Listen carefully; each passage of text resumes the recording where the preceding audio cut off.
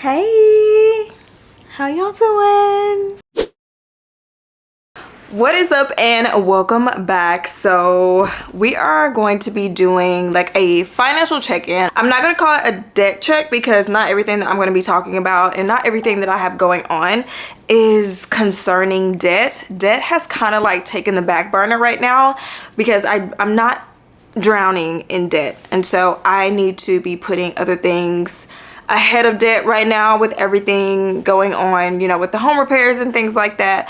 So I'm gonna call these a financial check-in. And so I've got all of my little notes written out here, and I'm gonna be going through and just basically giving you guys the rundown. What has been happening with my finances?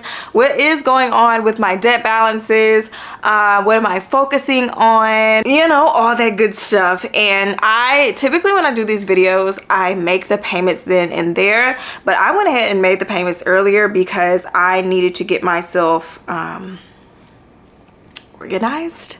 I needed to get myself together, and I was impulsive, I'm not gonna lie. I just went ahead and got it done so that I would not convince myself not to make these payments, and so I would not forget to make these payments. So let's go into what is my main focus right now. So honestly, right now, my main focus is to get my emergency fund back up. So I moved into this house a year ago. I got my emergency fund, or my savings, I will say that, to like $30,000. And a big portion of that was to help me get into the home. And I will say I am very grateful. I feel like God is very intentional and specific. So I'm very happy and very grateful that I did not jump into home ownership with like just $10 to my name or $2,000, because I definitely needed, you know, that 30,000. If you know, you know. If you've been here from the beginning, then you know. But that left me like really depleted in my emergency fund, and I just need to feel stable. I am in a home. I have 2 kids. I am single income. I have multiple income sources, but I do not have another person in this home that's bringing in income. So your girl needs to get her emergency fund back up, and that goal is $10,000. So I need to get my emergency fund to $10,000.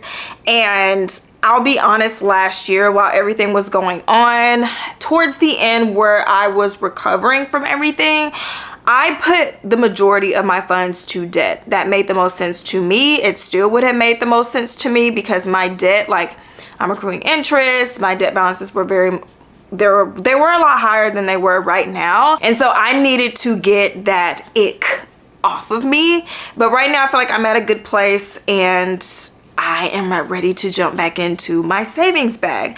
So I got a couple of sources of income in that I've kind of been sitting on. So the first thing that I did was, of course, send money to savings. Now, this did hurt me a little bit because I really do want to get my debt knocked out. I hate looking at it. I hate having it attached to my name. It makes me feel icky. I'm not that person that cares about, you know, like my mortgage. That can stay for a while, okay? Because, you know, it can stay.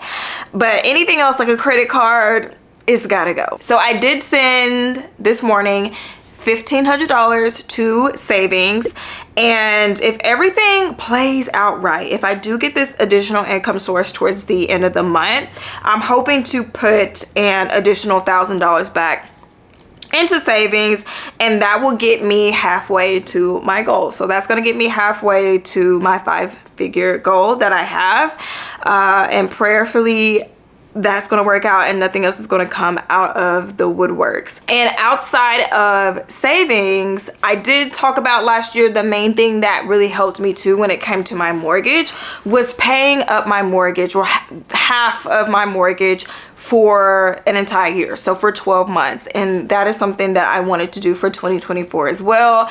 And doing this allowed me to keep my budget relatively the same. So I only had to add like $150 to the mortgage category, and that differed a little bit from my rent. So my rent was super low and my mortgage is pretty much double my rent. I just did not want to have that huge chunk added into my budget, so I put the be half of the mortgage for the 12 months in my bills account. And so every time my mortgage came due, it would have that in the bills account to pull from, as well as what I budgeted over from my paychecks. And that saved your girl's life, because it just, I don't know, it's like when you have additional funds in your account, obviously you're feeling more secure, like you're a lot less stressed out. And that's just something that I desire to have for 2024 as well. And so I did this morning move $4,000 over to my bills account, which you'll probably see popping up here. And don't think that I am just rolling in dough, because I am not. This came from my incentive. We get an annual incentive. Since I'm a salary employee, we get an annual incentive. That's a percentage of our salary. And so that is just what mine was. This son is stressing me out. Anyway, basically the whole entire thing got sent over to my bills account. I'm keeping a teeny tiny portion for my kids' spring clothes fund, but that's where those funds came from. And I'm sad that I didn't get to touch it, but I know it's the gift that keeps on giving for the next 12 months.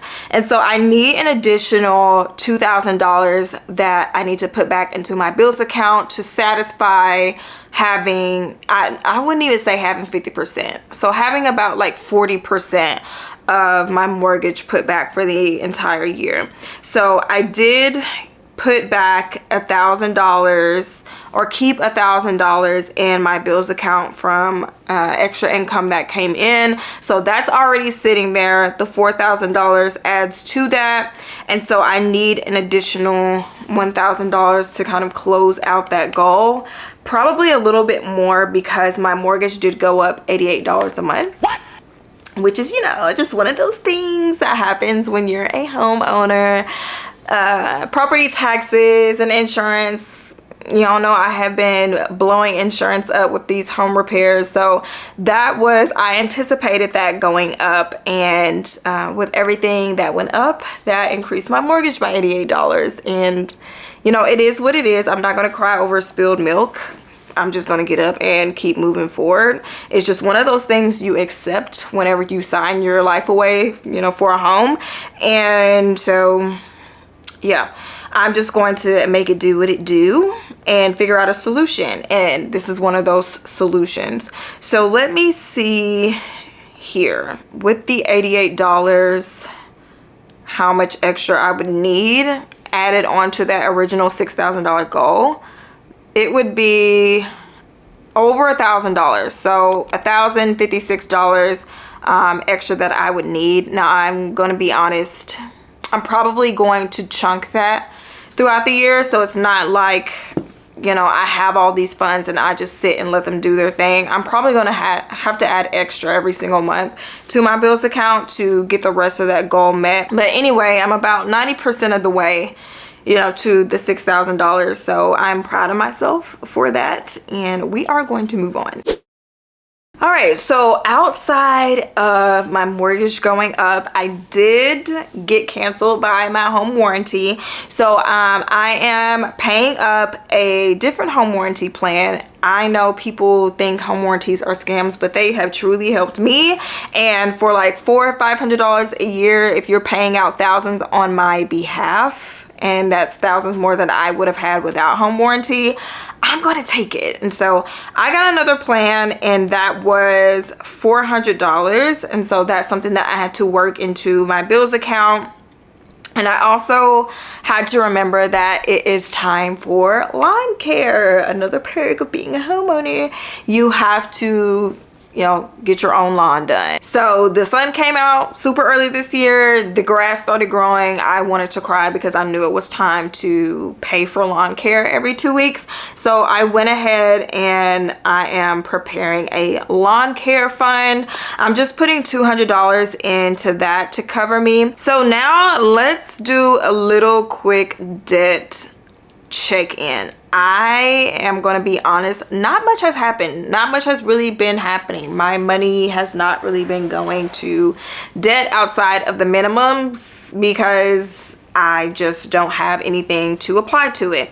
But I do want to do a quick check-in. I'm not sure where we left off last time. It's been a few months, but you guys know I have 2 Citi cards. I have my student loan. I am not even worried about Miss Toyota. I just want to get the student loan and the credit cards knocked out of the way.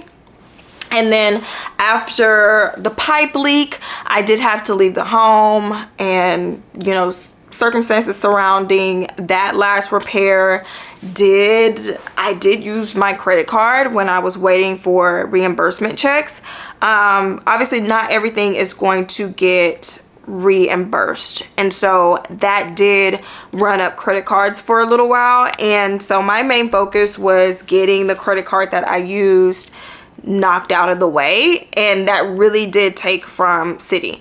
So I could not really apply much to Citi besides the minimums that I had. So for Citi number 1, which is the smallest balance, that is $1,407.50. And then for Citi 2, which is the second card that I have with Citi, it's $2,937. And you guys might be thinking like, girl, why do you have 2 Citi cards? It's because both of these cards were offering 0% intro APR, so I'm not accruing any interest. My total payment to these cards are going straight to the balance. And so I rolled over what I had on different cards to Citi cards. So I had balances on like, I think it was like 2 other cards, and I just rolled it over to Citi, but I used the other Citi so that the credit utilization wasn't so high, and so it would not knock down my credit score balance too much.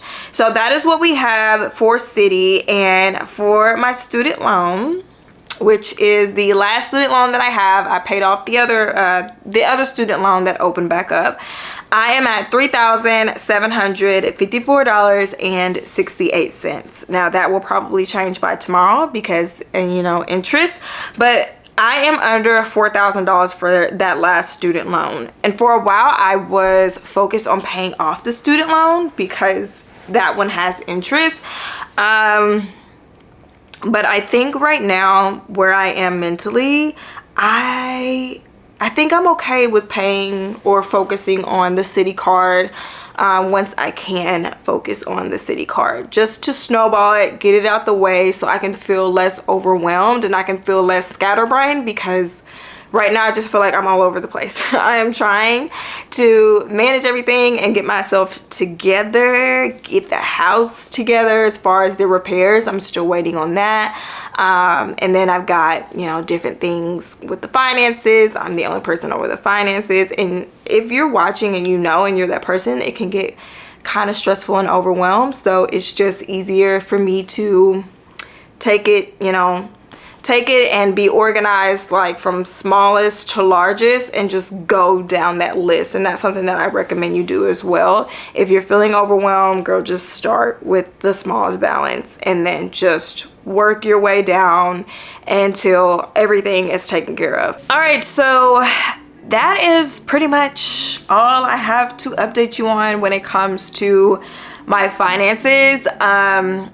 I do feel a lot more organized today, knowing that I have gotten, you know, all the payments and money transferred over and things like that. That is done and out of the way.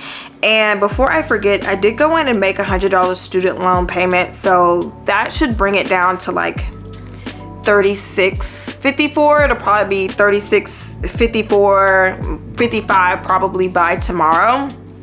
But my interest isn't very high on that student loan. So that is one update that I can say that I have made in regard to an extra payment to debt. But I do want to hear from you guys because it has been a long time. Leave me down below what you are doing when it comes to your finances. Like, what are you focusing on? Is it a credit card? Is it, you know, debt in general? Is it saving money? Is it investing? Leave it down below. Leave how you are doing when it comes to these things. How are you when it comes to your goal progress? And I will catch you guys in the next video.